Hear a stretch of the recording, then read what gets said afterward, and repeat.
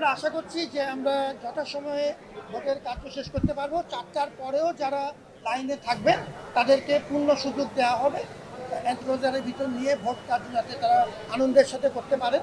আমরা বিভিন্ন কেন্দ্র থেকে ভালো সংবাদ পেয়েছি। আপনারা জানেন একটি ছোট ঘটনা যেটা ঘটেছে, দুটো ঘটনা এরকম ক্ষেত্রে এই পুরো আয়োজনে জানেন যে 810টি আমাদের বুথ এবং 8টি কেন্দ্র, প্রায় 40,000 ভোটার এবং 70 ভাগের বেশি, শুধু আপনার এখন যেখানে আমরা কথা বলছি এই কেন্দ্রেই 70-এর বেশি, শতকরা 70 ভাগের বেশি ভোট কাস্ট হয়েছে বলে আমাদের প্রাথমিক আমরা যে ধারণা করছি।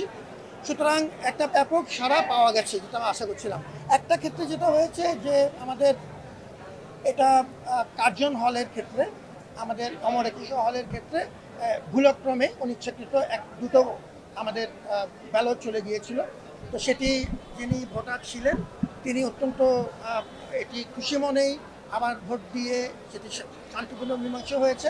কিন্তু যেহেতু এরকম একটা প্রশ্ন এসছে, আমরা সঙ্গে সঙ্গে পোলিং অফিসারকে প্রত্যাহার করে নিয়েছি এবং আমরা এখন সেটি সিসিটিভি ক্যামেরা যেহেতু পূর্ণ কাভারেজ আছে, সেটার ভিত্তিতে আমরা প্রয়োজনীয় আবার এটাকে তদন্ত করবো এবং যদি কোনো ত্রুটি কারো থাকে ন্যূনতম আইনানুগ ব্যবস্থা নেওয়া হবে। যে একটা ব্যালটে 8 থেকে ডাক দেওয়া ছিল, তো যেহেতু তিনি আগে কোনো অভিযোগ করেননি কিন্তু এরপরে বেরিয়ে এসছেন, সেটিও শান্তিপূর্ণভাবে বদলে দেওয়া হয়েছে এবং করা হয়েছে।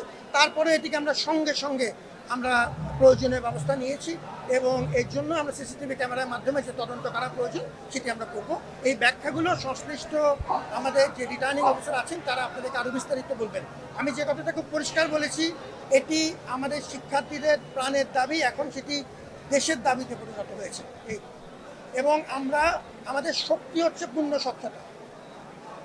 আশা করছি যিনি জিতবেন এবং যিনি বিজিত হবেন তারা বুঝবেন যে স্বচ্ছতার কোনো ঘাটতি নেই এবং আমরা যেহেতু সব ক্যামেরার সামনে হচ্ছে, সাংবাদিকরা আমাদের সবচেয়ে বড় সাক্ষী এবং শক্তি, এবং আমরা ভোট গণনার সময়টিও আমরা জানেন যে এটিকে আমরা ডিসপ্লের ব্যবস্থা করছি এবং সাংবাদিকদের উপস্থিতিও নিশ্চিত করছি।